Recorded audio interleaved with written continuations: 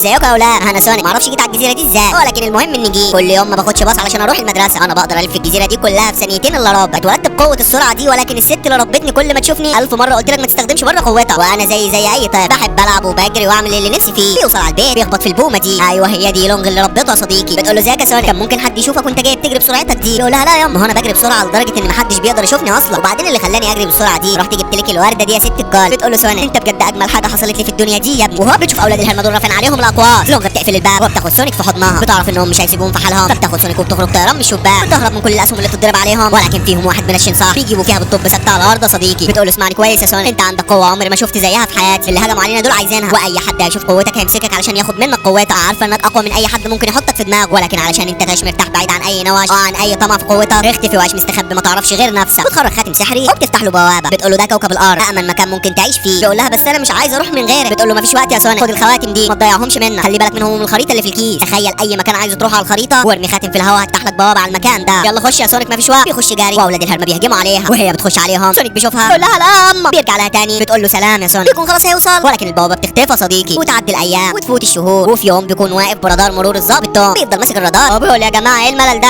اي عربيه طب تعدي. واقف في الجاز بيقول له توم انت سامعني؟ بيقول له سامع. بيقول له انت فين؟ بيقول له مفيش، قاعد على البحر بالمدام. اكون فين يعني يا بارد؟ ما انا قاعد على الطريق بهش دبان. استنى يا اسطى في حاجه اهي معديه. بيبص بالرادار بيلاقي سلحفاه يا صديقي ماشيه بسرعه 0 كيلومتر في الثانيه. بيضحك وهوب حاجه بتعدي بسرعه 297 كيلومتر. بينصدم بيبص تاني بيلاقي الرادار لقط حاجه بسرعه 300 كيلومتر. بيقول الجهاز ده خرف ولا ايه؟ سونيك بيقف ورا العربيه وتوم بيحس بيه، ولكن سونيك بيختفي. توم بينزل من العربيه وبيقول ايه اللي بيحصل ده؟ بيفضل يتمشى وبيبص في الزرع بيلاقي شعره من سونيك. بيستغرب من النور اللي طالع منها، ومره واحده وايت بيقول له انت فين؟ تعالى لي جبت لك نص بسبوسه عاده. بياخد العربيه ويمشي، والسلحفاه حبه عيني كل ده بتعدي الطريق الناحيه الثانيه. اخيرا في عربيه بتعدي على الطريق، ولسوء حظ السلحفاه العجله بتكون عليها بالظبط. بتقرب وتكون خلاص هتنهيها. تفتكر ان ده هيحصل يا صديقي؟ لا والله، قبل ما يلمسها كاوتش العربيه سونيك بيكون واخدها في حضنه وطاير بيها بعيد. وبعد ما كان كلبه الصغير كبر وبقى زي ما انت شايف يا صديقي شديد. المهم بيقول لها عماتي مش تجري شويه؟ انا نسيت ان ده اخرك في الجري، بس وحياه امي لا خلي اليوم ده احلى يوم في حياتك كلها. بياخدها طيران بسرعته. بيقول لها ايه رايك؟ عارف انك هتروح تحكي لزمايلك محدش هيصدقك، مش لازم تحكي لهم اصلا، انا عايزك تستمتعي باللحظات دي. يخش بيها الغابه. بيقول لها اللي حصل ده سر بيني وبينك ولا كانك شفتيني. سلام. تاني يوم توم بيرجع من الشغل على البيت بيلاقي الحيوانات دي بتاكل من الزباله اللي قدام الباب ومبهدله له المكان. بيقول لهم ايش ياض منك ليه؟ كرهتوني في البيت الله يحرقكم. بيخش جوه بيسلم على الكلب ومراته بتقول له مفاجاه. بيقول لها ايه هي؟ بتقول له افتح الظرف ده. بيقول لها مفاجاه صغيره قوي. بتقول له يا عم افتح. بيفتح. هو بيقول توم احنا وصلنا طلبه، وبما انك عايز تتنقل لمركز شرطه فرانسيسكو احنا مبسوطين قوي لان ظابط كفاءه هيئه زيك عايز يبقى معانا في القسم. مبروك طلبك اتقبل يا توم. بيفرح قوي. هو بيقول لها انا مش مصدق نفسي، دي كانت امنيه حياتي، بس مش عارف ازاي اتكلم قدام اهل المنطقه هنا واقول لهم اني هسيبهم، خايف يفهموني غلط. انا بكون في منتهى السعاده وانا بساعد الناس هنا، ولكن هنا مش هقدر اثبت نفسي. انا بفضل ساعات واقف علشان عربيه تعدي ولا في حد بيعدي. الوقت ده سونيك بيكون بيحضر مباراه للشباب دول، وهوب الواد ده بيجيب هدف وزمايله بيروحوا جري عليه. سونيك بيكون في منتهى السعاده، وعلى بالليل بيخش الملعب. هو طبعا بيكون الحارس والمدافع والمهاجم وبيلعب مع نفسه. بيبدا الماتش مع نفسه، هو بينهي بمسكه الكوره. بيقول عملتها يا رجاله. بيعيش الدور على اساس ان في جمهور هيشجعه، ولكن ما بيلاقيش حد حواليه. بيقول المنحوس منحوس، الظاهر اني هقضي الباقي من عمري من غير لا صاحب ولا حبيب، انا هفضل كده لحد امتى؟ بيغضب من غير ما ياخد باله. هو بيفضل يلف حوالين الملعب بسرعه مهوله، ومره واحده بيضرب الكهرباء اللي جمعها بيفصل كهرباء المنطقه كلها. وايد بيتصل بتوم. هو بيقول له اصلا التليفون مش مبطل رن عندي. بيقول له ليه؟ بيقول له مفيش، الناس عايزه الاوردرات بتاعتها. هيكون ليه يعني يا خفيف؟ النور طفى في المنطقه كلها والناس كلها قلقانه محدش عارف ينام. بيقول له اتصل بزيم خليه يشوف المحولات ليه فصلت، ما تقلقش هم يصلحوها. بيقول له يا سلام، مش غريبه ان المحولات كلها تفصل كده مره واحده. بياخد باله من شعر سونيك وبيقول له في لالا. بيشيل القميص من على الشعره بيلاقيها منوره اول مره دي. في الوقت ده القائد والترز بيجمع رجالته وبيقول لهم اللي حصل ده كارثه مش طبيعيه، ممكن حد يفهمني ازاي ده حصل؟ اول واحد بيقول له السلك لمس فول مدمس. التاني بيقول له اكيد الاستريفينكو لمس في الاستريفينكي فعملت استمرار شبكه. بيقول لهم الكلام ده ما دخلش دماغي، الدنيا كانت ماشيه زي الفل ولحد دلوقتي ماشيه زي الفل، مفيش اي اعطال في المحولات. اللي حصل ده حاجه مش طبيعيه، وانا من رايي كده نبعت رجالتنا يدوروا ونبعت وسطهم الدكتور روبوتك. عم شلتوت بيقول له لا يا قائد ما تهزرش، ده راجل مجنون. بيقول له ما قدامناش غيره، ما هو جنونه ده هو اللي هيعرف يتعامل مع الجنون اللي حصل امبارح. طبعا المعمل الجنائي بيكون في الشوارع، هل بين الدنيا عايزين يوصلوا لاي حاجه، وهو بتحضر التريلا دي في المكان. بينزل منها دكتور روبوتك ورا هيستون المساعد بتاعه. بيقول له القائد ازيك؟ بيقول له ازيك يا فندم. بيقول له فين المسؤول هنا؟ بيقول له انا. بيقول له لا انا. بيقول له لا انا. بيقول له طول ما انا هنا تسمع كلامي، يسمع كلامي وتمشيه بالحرف الواحد يا فاشل. شوفوا اتعلم الشغل بيمشي ازاي. توم بيقول له دكتور روبوتك هيعرف اللي حصل بالظبط، لان العلم اللي وصله في تكنولوجيا جبار. وفعلا الروبوتك بخير طياراته هو بيسرحهم وسط الغابه، بيفضلوا يدوروا على اي حاجه غريبه، وواحده منهم بتلاقي علم جزمه سونيك. الدكتور بيشوف العلام وسطهم بيقول له ايه ده رجل طفل، وايه اللي هيودي طفل زي ده الغابه؟ بيقول له طفل مين يا حمار بارنيه، ده مش انسان اصلا، دي حاجه غريبه وغالبا فضائي، وانا مش ههدى الا لما اجيب الفضائي ده، البلد هترتاح منه وانا هستفيد بقدراته. في الوقت ده سونيك بيكون مستخبي زي الحراميه في جحره. هو بيقول نهار اسود ومهبل، بيقول يا دوب شويه كهرباء، المفروض الكهرباء تزيد ما تقطعش. ما علينا، جه الوقت اللي ههرب فيه من الكوكب قبل ما يقفشوني. بيرجع على جحره بيقول طيب اهم حاجه هلم حاجتي، واهم حاجه في حاجتي فرشه الاسنان والمعجون، والسندوتش ده جبته ما اكلتش غير نص، وشويه البخور دول والكتب اللي بتعلم منها كله الا الكتب، والكرسي ده اهم حاجه، دي الحاجه الوحيده اللي بتريح ظهري. يلا بقى مش مشكله. بيخرج الخاتم من الكيس وبيقوم خلاص يرميه، ولكن بيلاقي قوات فوق دماغه. بيقول مش هينفع هنا، لازم اروح في مكان واسع وفاضي. مع السلامه يا جحري. في الوقت ده توم بيتصل بمراته، هو بيقول لها يا بنت الناس انا اتاخرت امبارح غصب عني. بتقول له لا ما كانش المفروض تسيب البيت وتمشي، انا فضلت خايفه طول الليل لوحدي. يقول لها ما انا كنت بحل في موضوع الكهرباء ده، بس انت اختك الشيطانه اللي عندك دي مكبره الموضوع في دماغك. بتقول له يا عم ما حدش كلمني اصلا، المهم خلي بالك من نفسك عندك. وهوب بيسمع صوت بره، بيبص يلاقي صندوق الزباله مقلوب. يقول لها طب اقفلها علشان الحيوانات اللي تحته دول جبت اخر منهم. بتقول له طبعا اضربهم بمسدس التخدير وهترميهم في نص الغابه بعيد عن البيت. يقول لها بالظبط ده اللي هيحصل، يلا سلام. ولكن اللي بيكون عمل الصوت ده سونيك يا صديقي. بيخش المخزن تحت بالراحه، هو بيقول حلو قوي، هروح فين بقى؟ انا مش عارف، انا عايز اروح الكوكب ده ومش عارف، لان كوكب المشروم ده مش عاجبني خالص. ما علينا اروح، ولو ما عجبنيش همشي من هنا. بيكون خلاص هيرمي الخاتم، ولكن توم بيقول له اثبت عندك اهو. الاثنين بيتخضوا من بعض، وسونيك بيبص على تيشيرته اللي بيكون عليه رسمه بارد وهو مكتوب عليه فرانسيسكو، وهو بيخبطه بحقنه البنج في رجليه. سونيك بيقول فرانسيسكو والخاتم بيقع منه. البوابه بتتفتح على فرانسيسكو، ولكن سونيك بيتخدر، بيمد ايديه كيس الخواتم بيقع منه. بيحاول يخش ولكن الدايره بتقفل، وسونيك بيطب ساكت مكانه. توم بيحطه في قفص الكلب وبيفضل يحرك فيه بالكبشه. بيجيب الشعر اللي معاه وبيقول يعني الشعرايه دي بتاعته، وبيفضل واقف في منتهى الصدمه. وهوب سونيك بيفوق وبيخرج من الصندوق. توم بيبص وراه وبيتخض، بيقول له يا بتاع الكهف. يقول له هو انت بتتكلم؟ انت اكيد مش جاي هنا علشان تاذيني صح؟ بيقول له انت ضربتني في رجلي وبتقول لي جاي اذيك، انت اللي اذيتني يا عسل. بيقول له عندك حق، بس انت ايه اللي دخلك المخزن بتاعي ده؟ بيقول له يا عم كنت عايز مكان امان وانا ما اعرفش على الكوكب ده حد غيرك، قمت جيت على هنا على طول، قلت ما فيش غير حبيبي بتاع الكحك المكحكه. وهوب دكتور روبوتك بيحضر بالعربيه بتاعته في المكان. توم بيقول له هي دي السفينه بتاعتك اللي هتمشي فيها؟ بيقول له سفينه مين؟ بيقول لك كيس الخواتم اللي كنت همشي بيه ضاع مني. سونيك بيبص بيقول له نهار اسود، ده ابن الهرم اللي كان بيجري ورايا عايز يمسكني. بيقول له انا مالي؟ بيقول له لا مالك، مفيش وقت اللي احنا بنعمله ده خالص، انت لازم تخبيني قبل ما يقفشني علشان خاطري ما تخيبش ظني فيه. بيقول له طيب تعالى معايا. بياخده فوق وبيقول له خليك هنا مهما حصل ما تتحركش من مكانك. بيقول له خلصانه. بيسيبه هو الدكتور بينزل يتمشى، بيشوف نفس علامه الرجل اللي شافها في الغابه. توم علشان يكسر شره بيقول له ايه الدنيا يا بلدينا، محتاج اي مساعده؟ بيقول له صباح الخير يا فندم، انا موظف من شركه الكهرباء، يا ريت تدخلني البيت بس اقرا العداد. بيقول له ما تهزرش، طالما انت في شركه الكهرباء اكيد تعرف سيروس صاحبي. بيقول له سيروس يا عم ده عيل شقي مطلع عيني في الشغل. بيقول له طيب اتفضل تعالى. بيقرب بيقول له بس استنى، انت ما تعرفش ان العداد بيتقري من بره؟ نسيت كمان اقول لك ان سيروس صاحبي ده مش شغال في شركه الكهرباء، شغال في شركه بترول، بلاش استغباني علشان ما ازعلكش مني. ابن الهرم بيقف وهو بيخرج طيارات صغيره من العربيه بتاعته، هو بيفضل شاغل توم بالكلام. الطيارات بتاعته بتطلع تدور في البيت، هو بالتحديد بيطلع عند سونيك اللي بيحاول يبعد الشعاع الاحمر عنه، ولكن اولاد الهرم مش مديله فرصه. بيستخبى وسط الكور وبيكون خلاص هيقفشوه، ولكن بيلف من وسط الكور هو بينزل تحت يعمل صوت. روبوتك بيقول له تم طلبي عندك يا معلم. بيخش جري لجوه ولكن بيلاقي واحد من الحيوانات بياكل في التورته. بيقول له شفت يا باشا، يا ريت بقى ما تعطلناش وتورينا عرض كتافه. بيقول له خلصانه. بيلف وبيكون خلاص ماشي، ولكن بيشوف شعره سونيك. بيقول له ايه ده بقى؟ بيقول له ده مسواك. بيجيب واحده من الطيارات هو بيخرج منها سلاح، هو بيقول له 5 ثواني لو ما قلتش فين الفضاء اللي عندك هفرتك دماغك. 1 2 3. سونيك بيقول له خلاص انا هنا. بيترعب منه وتوم بيخبطه بواحده بيغميه، ولكن الطياره بتنشن عليهم. توم بياخد سونيك وطيران لبره، ولكن بنت الهرم بتضرب عليهم بيستخبوا منها. سونيك بيشغل دماغه وبيلف لها الناحيه الثانيه، بينط عليها ما بيقدرش يضربها علشان الاصابه اللي في رجليه. توم بيخبطها بالصينيه بيكسرها، هو بياخد سونيك وجري على العربيه. الاثنين بيركبوا وهو بياخدوها جري من المكان. توم بيقول له ولا فنان انزل معليك فين خلينا اخلص منك. بيقول له انا اللي عايز اخلص منك، وصلني على فرانسيسكو وانا همشي. بيقول له نعم فرانسيسكو مين؟ يا اخر الدنيا محتاجه صفا. بيقول له وانا مالي، ما هو انت ضيعت الخواتم بتاعتي هناك، مش هتخلص مني الا لما الاقي كيس الخواتم بتاعتي. بيقول له يا دي الخواتم، انا اول مره اشوف حد بكيس خواتم، عليكم حاجات يا فضائيين فاضيه. بيقول له ما هو انت حمار، باين على شكلك كده، الخواتم دي سحريه، فمجرد ما بفكر في اي مكان وارمي خاتم بتفتح لي بوابه على المكان ده، بخش في المكان بكل سهوله، وانا كنت هفتح البوابه وماشي لولا ما عليك ما ضربتني في رجلي. بيقول له ولا انزل حالا من العربيه، شوف انت هتروح فرانسيسكو ازاي. بيقول له انا عرفت منك اصلا، نزلني. بينزله وفعلا بياخد بعضه ويمشي، ثم بيلحقش يقفل باب العربيه. سونيك بيرجع له تاني بيقول له طيب عليك، انا ما اعرفش فين مكان فرانسيسكو دي اصلا، ومش قادر اجري على الميه علشان الضربه اللي حضرتك ضربتهاني في رجلي. بيقول له يا عم ما خلاص انت عمال تأنب فيا، وبصراحه كده انا فعلا السبب في الضربه اللي في رجليك، بس صدقني ما كانش قصدي، يلا نظف نفسك واركب. بيقول له اوامر يا زعامه. بيركب وبيكون في منتهى السعاده. بيقول له ما تفرحش قوي لحد ما اوصلك للخواتم دي تسمع كلامي، ومش عايز طولة لسان وافعال مالهاش لازمه منك. بيقول له خلصانه يا بتاع الكعب. سونيك بيقول له ها هنعمل ايه؟ بيقول له انا هقعد قدام التلفزيون وانت خش خد دش وتعالى نام. بيخش في ثانيه ياخد دش، ثانيه برضه بينام، وتوم بيروح يغطيه، بيلاقي الورقه اللي كانت فيها امنياته، بيلاقيه محققهم الا واحده فيهم، وهي انه يلاقي صاحب جدع بيتاثر بيه. وتاني يوم الصبح بيكملوا في طريقهم على فرانسيسكو. في الوقت ده ابن الهرم دكتور روبوتك بيشغل اجهزته وهو بيكون قريب قوي منهم، بيخرج لهم العربيه دي، بيخرج منها سهم وبيرميه عليهم، بيقفش العربيه بتاعتهم. روبوتك بيقول له اخيرا. سونيك بيقول له توم انا كنت فاكرك وطني وبتحب تساعد الناس، طلعت اناني وعايز الشهره يا قليل الاحسان، وانا غلطان اني عرفت واحد زيك. من غير ما ياخد باله قوته بتطلع على جسمه. توم بيتخض منه، بيضرب فرامل سونيك بيلف في جسمه وبيروح على العربيه يفرتكها. توم بيقف بالعربيه، هو بيقول له ولا بيقوم، هو بيقول له مش معقول بقى انا بالحلاوه دي. روبوتك بيقول له فرحان على ايه؟ لسه اللي عندي كتير. توم بيقول له يلا بينا بسرعه. بيمشوا من المكان وابن الهرم روبوتك بيخرج من العربيه عربيه صغيره منها تاني، بتروح جري وراهم. سونيك بيقول له توم اجري يلا، العربيه الكبيره ولدت وابنها جاي ياخد طارها منك. وفعلا العربيه بترمي عليهم بكرات كهرباء. توم بيبعد عنها، بتيجي في العربيه اللي قدامهم بتوقفها مكانها، وسونيك بيطلع بره، هو بيقول ابن الهرم ده زودهم معانا. بينزل على الارض بيلم البكرات وبينزل فوق العربيه، يقول له شايفني يلا يا ابن الهرم ورا. بيسيبوه يجري على العربيه بتتدمر، بيخرج منها عربيه اصغر منها تاني. سونيك بيقول له بعدين دول بيلحقوا يخلفوا امتى اصلا؟ بيقول له سيب لنا الطلعه دي على سوق مكان. سونيك بيفرح قوي لان امنيه من امنيات حياته يسوق عربيه، يفضل يتطوح يمين وشمال. بيقول له انت بتعمل ايه؟ بيقول له بتعلم من الكتاب ده طريقه سواقه العربيات، خلاص هو قربت اتعلم، اضرب يا فتحي. بيضرب العربيه وبيرجع يسوق تاني. سونيك بيقول له عاش علينا فريق جبار، وهوب بيطلع من العربيه طياره صغيره تاني. سونيك بيقول والله حلوه قوي دي، والنبي اصلا ناخدها معانا. وهوب الطياره بتكون جباره صديقي، بتفضل تلف حوالين العربيه بتقص النص اللي فوق. سونيك بيمسكها، هو بيقول لها كل ده يطلع منك يا بنت الهرمه، بيكسرها نصين، بيطلع منها بالونه صغيره بتمسك في ايديه. توم بيقول له ايه ده ارميها بعيد، بيقول له مش راضيه لازقه فيها لازقه وحشه قوي يا اسطى. يقف على جنب، وكل ما سونيك يشيلها من حته تلزق في حته تانيه في جسمه. توم بيجيب له الفوطه دي بيمسكها وبيرميها بعيد، يقول له شفت الموضوع بسيط. وهوب بيلاقيها مرشوقه في ايديه. سونيك بياخدها منه وبيلزقها في الخشبه دي وبيرميها على جنب، يقول له خلاص يا اسطى خلصنا منها. وهوب بتنفجر فيها. سونيك بيغمى عليه، وتوم بياخده في العربيه وبيمشي من المكان. في الوقت ده روبوتك بيكون في منتهى الغضب، وتوم بيقول له ما تزعلش نفسك يا سيد الناس، اكيد هنمسكهم تاني. بيقول له امسك مين، انا بعت للفضائي ده احسن اختراعات عندي، ولكن وحياه امي لا اخترع له سلاح هيجيبه من قفاه. وهو بيلاقي شعر سونيك في جيبه، بيقول له هو ده السلاح اللي انا هحاربه بيه، هحاربه بنفس قوته. ما علينا، هو ده البرج اللي كان مرسوم على التيشيرت بتاعك. بيقول له ايوه هو. بيقول لهم ثانيه هروح واجي. طبعا بيروح وبيجي في اقل من ثانيه. بيقول لهم ما قدرتش اطلع لان رجلي وجعان، كده هنضطر نخش قانوني. توم بيقول لهم يبقى لازم استغل سلطتي. وفعلا بيخش على اسم الاستقبال في البرج. هو بيقول لها معاك الرائد توم هوم كوم، لازم اطلع على السطح ده دلوقتي لان في حد مرشوق في السطح عندكم لازم امسكه. بتقول له انت جيت المشوار ده كله عشان تمسك الحرامي اللي موجود عندنا؟ بيقول لها ما انا قريب هتنقل هنا على فرانسيسكو. بتقول له خلاص اتفضل. بتديهم كارت الاسانسير بياخدوه وبيروحوا قدام الاسانسير. بيقول له يا عم خلاص اهو الكيس اللي انت بتدور عليه. بيروح جري ياخد الكيس، هو بيخرج خاتم منه. توم بيقول له هتعمل ايه؟ بيقول له هفكر على المكان اللي هروحه وهرمي الخاتم ده في الهواء هيفتح لي بوابه. بيقول له انا خلاص مش هشوفك تاني يا صاحبي. بيقول له مش عارف بس ممكن تشوفني لاني لسه ما خلصتش باقي امنياتي على كوكب الارض. مادي بتقول لهم بصراحه علاقتكم مع بعض عجباني موت. سونيك بيقول لها لا مفيش الكلام ده، اصلا ما يشرفنيش ان جوزك يبقى صاحبي لان انا وهو اصلا عكس بعض. توم بيقول له يا عم ماشي خلاص هتمشي؟ بيقول له خلاص همشي. بيلف في ظهره ولكن بيرجع له تاني. بيقول له كلمتين قبل ما امشي، انا اسف لاني سمعت الكلام مش حلو في العربيه. يقول له لا انا ما زعلت لان كلامك كان صح، احيانا الواحد ما بيعرفش ياخد قرار في حياته رغم انه يعرف ياخد قرار في حياه اي شخص، لان الواحد فينا احيانا بيغلط في قراراته ما بيكونش عارف نفسه عايز ايه بالظبط. زي ما انا حفظتك وعارف انك مش عايز تسيب كوكب الارض. بيقول له عندك حق بس مش هينفع، قعدتي هنا هتبقى اذى ليك ولعيلتك. بيقول له خلصانه يا ازرق هتوحشني. بيقول له انت كمان يا بتاع الكعب. بيخرج الخاتم وبيرميه في الهواء، البوابه بيكون خلاص هتفتح ولكن الخاتم بيتخبط في طيارات روبوتك بيطب على الارض. ما بيكونش طياره واحده، بيكونوا طيارات كتير ومحوطينهم من كل اتجاه يا صديقي. روبوتك بيحضر، هو بيقول لهم منورين يا خفاف. بيشغل سلاح وبيكون خلاص هيضربه ولكن سونيك دق مادي وتوم اقدم بيطيروا لتحت. روبوتك بيستغرب، هو بيقول له براحتك كده كده هم ميتين وانت هنا هتموت لوحدك يا عزيز. بيضربوا صواريخ الطيران اللي حواليه. سونيك بكل حرفيه بيشوف الصواريخ جايين عليه ولا بيهزوه بسرعته بيبعدهم على هادي، ولكن روبوتك ابن الهرمه بيشغل السلاح اللي معاه. سونيك ما بيكونش عامل حسابه والصاروخ بيضرب فيه بيوقعه لتحت ساكت، والخواتم بتوعه كلهم بيطيروا حواليه. سونيك بيفوق ومادي وتوم بيكون خلاص هيقع لتحت، ولكن سونيك بيفوق هو بيشوف خاتم قدامه بيحاول يتلفه ما بيعرف. هو بيكون خلاص يا صديقي هيقع على الارض، ولكن سونيك بيخرج شعريه من دماغه بيجيب بيها الخاتم. بينزل طيران لتحت، هو بيفتح لهم بوابه بيترموا فيها، وهوب سونيك بيقع على الشجره دي ما بيحصلوش اي حاجه، ومادي وتوم بينزلوا على كمعه. في الوقت ده سونيك بيقوم بيلاقي روبوتك واقف في وشه. بيقول له ما تجريش، لو فضلت ثابت وخدتك معايا هتعيش، لو جريت هعمل منك محشي بالفري. بيقول له بجد؟ طب هات اخرك يا عره. بيلم الخواتم بتوعه من على الارض وطيران من المكان. ابن الهرمه بيكون مستخدم شعره سونيك بتخلي الطياره بنفس سرعه سونيك بيفضل يجري يمين وشمال، ولكن ابن الهرمه بيفضل يضرب عليه صواريخ. سونيك بيخاف على الناس اللي حواليه فبيخرج خاتم من كيسه وبيفتح بوابه على باريس. البوابه بتتفتح في باريس، برضه ابن الهرمه بيروح وراه. بيروح على الصين برضه بيروح وراه. بيجي على مصر برضه بيجي وراه. وربنا مصر يا صديقي كانوا الاهرامات 3 قبل ما يبنوا له الهرم الرابع. المهم سونيك بيجري على الاهرامات، ابن الهرمه بيضربه بصاروخ بيجي في الهرم الا الهرم هلا. سونيك بيرجع تاني على منطقته، ابن الهرمه بيضربه بصاروخ بيوقعه على الارض. بيقرب منه وبيكون خلاص هياخده، ولكن توم بيفتح بوابه وبينزل على دماغه بيديله بنيه بيشفلح وشه. ابن الهرمه بيلف الناحيه الثانيه، هو بيشغل السلاح الفتاك على سونيك. بيقول لهم زعلانين على مين؟ ده فضائي ملوش اي 30 لازمه لا منا ولا يشبهنا. توم بيقول له الفضائي ده احسن من بشر كتير شبهه، الفضائي ده كان افضل صديق ليا. سونيك بيسمع الكلمه دي لانها كانت في ورقه امنياته ومش اي امنيه، كانت اكتر امنيه محتاج لها صديقي. بيقوم الغضب ماليه مش علشان اللي ليها صديقي. بيفتح عينيه وتوم بيقول له خش هتجيبك حمصه. سونيك بيقول له في حاجه في الطياره تخصني. بياخد الشعريه بتاعته من الطياره، هو بيقول له قوتي دي مش ههرب بيها تاني، هفضل بيها هنا علشان اساعد زمايلي وادمر اخصامي. الدكتور بيلبس النضاره، هو بيوجه عليه كل الاسلحه اللي في الطياره. بتضرب على مين؟ خلاص راح الطيب الغلبان المسكين، هو خرج لك منه وحش مهين. يلا على بينزل تخبيط يمين في شمال في الطياره لحد ما يدمر الطياره بالكامل. توم بياخد كيس الخواتم، هو بيخرج واحده بيفتح بوابه على كوكب المشروع. روبوتك بيروح جري على سونيك، وسونيك بكل ما اتاه من قوه بيخش عليه. الاثنين بيخشوا في بعض، ولكن سونيك يا صديقي بيدمر معاليه بيرميه بطيارته في البوابه والبوابه بتقفل عليه. توم ومادي وزمايلهم بيكونوا في منتهى الفخر بيه، وتوم بيقول له عاش عليك اخويا. بيقول له انا سمعت صح هو انت بتقول ان انا صاحبك؟ بيقول له عم صاحبي كفه. بيلف حوالين نفسه من الفرحه وبيدي له كفه. بيقول له طيب بما انك هتعيش هنا مش عايزين مشاكل تاني. بيقول له عم ما تقلقش اصلا انا ما عملتش مشاكل، بس المشاكل جت لحد عندي، المفروض انت تكون فاهم انه كان غصب عني يا بتاع الكحك. مادي بتقول لهم ايه بقى قصه الكحك دي؟ توم بيقول لها ده سم بيني وبينه. بياخدها في حضنه وبيرجعوا على بيتهم تاني. بيجددوا البيت، وهوب القائد والترز بيخبط عليهم. بيقول له مستر توم دي مكافاه علشان تجدد بيها بيتك اللي اتبهدل. بيقول له طيب وقضيه روبوتك؟ الراجل ده محدش قتله، المفروض ملفه يتقفل لانه اختفى ملوش جثه اصلا. بيقول له هو ده اللي حصل، بس اللي خفاه انا عارف انه معاه، لو كان معاك فعلا عايزك تجيني نقعد على كافيه ونتكلم سوا. بيقول له لا مش معايا، مع روبوتك. بيقول له خلصانه وبيسيبوه يمشي. سونيك بيخرج له، بيقول له نفسي تبطل كدب يا بتاع الكحك. بيقول له طب استنى رايح فين؟ بيقول له هرجع على جحري تاني بيقولوا لا استنى، بياخدوا فوق بيكونوا مروقين له المكان وجابوا له كل حاجه بيحبها، بيفرح قوي والاتنين بيقعدوا جنبه وهو بيقول لهم انا مش عارف اشكركم ازاي، اشكركم على وقفتكم جنبي ولا على كل اللي انتوا عاملينه معايا ده. بيقولوا خلاص انت بقيت واحد من العيله يالا. التلاته بيكونوا في منتهى السعاده وروبيتك بيكون على كوكب المشروم وبيقول مسيري هرجع على الارض تاني، انا دكتور روبيت احسن بني ادم في مجال التكنولوجيا، وطول ما معايا الشعره دي اكيد هرجع على الارض تاني، ويوم ما هرجع هدمر كل اقسامي.